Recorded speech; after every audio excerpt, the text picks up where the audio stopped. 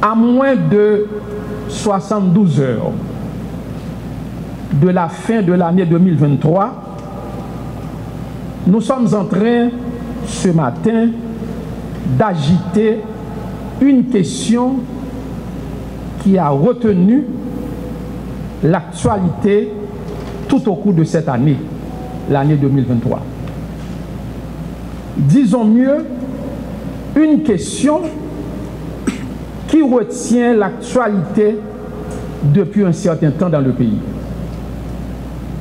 C'est justement la violence basée sur le genre, avec, permettez-moi de le dire, avec des dizaines de milliers de victimes à travers tout le pays. Sans conteste, sans discussion, l'année 2023 restera malheureusement dans l'histoire nationale l'année la plus tragique, la plus cruelle, la plus dure en termes de criminalité généralisée, de violence enregistrée sur les membres de la population civile, particulièrement sur les femmes et les enfants. Nous disons l'année la plus tragique si on se réfère à l'histoire d'Haïti durant peut-être, sans risque de me tromper, les 4 ou les 5 dernières décennies. Si en Ukraine, avec la guerre Ukraine-Russie, si dans la bande de Gaza, avec le conflit entre Israël et Hamas, on enregistre, selon des données fournies par la presse internationale, on enregistre des dizaines de milliers de personnes tuées. En Haïti, chez nous, à l'heure actuelle, la cruauté que nous vivons, la violence exercée par les bandits en Haïti sur les membres de la population civile dépasse largement la situation dans ces pays étrangers à bien des égards. Le phénomène d'enlèvement présent dans le pays a atteint, mes chers amis, un niveau infernal. Et les bandits sont de plus en plus cruels. Ils imposent leurs lois, ils contrôlent, ils commandent, ils représentent, ils remplacent la direction générale des impôts, ils remplacent la direction centrale de la police routière dans certains cas. Et aujourd'hui, plus de question de parler de territoire perdu.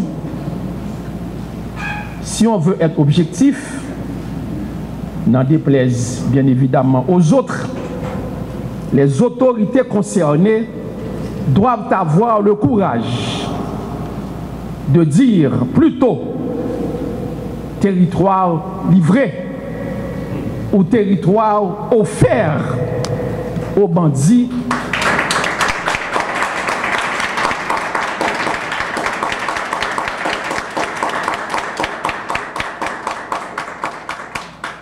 avec bien sûr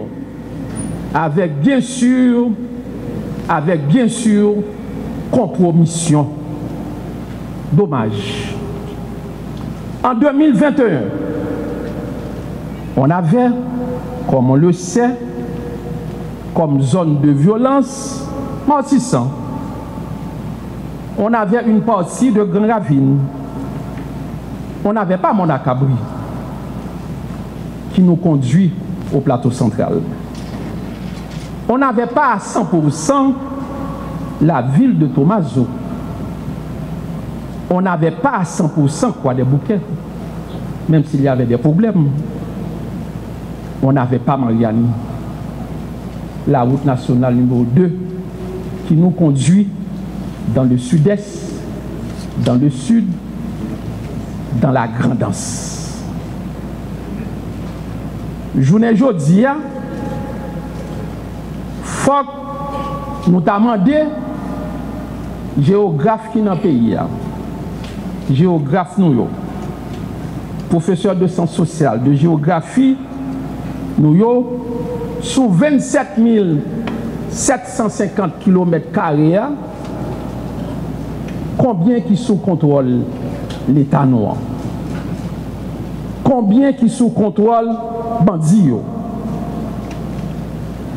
C'est le moment pour moi, en ma qualité de protecteur du citoyen et de la citoyenne, d'exprimer une pensée spéciale, d'adresser des mots de solidarité à l'endroit de tous ceux, de toutes celles qui ont dû laisser leur maison suite à des actes criminels exercés dans de nombreux quartiers. Une pensée spéciale, un mot spécial, un mot de solidarité à l'endroit de tous ceux, toutes celles qui ont passé la Noël sous des tentes, dans des conditions inhumaines, cruelles, dégradantes au regard des instruments internationaux de protection des droits de l'homme que nous avons signés dans le système interaméricain de protection des droits de l'homme, ratifié même, que nous avons signé, ratifié dans le système onusien de protection des droits de l'homme. Ils sont devenus ceux qui sont sous les tentes pour le moment. Ils sont devenus des nomades sur cette terre que nos ancêtres nous ont laissée. Ils sont devenus des errants dans leur propre pays.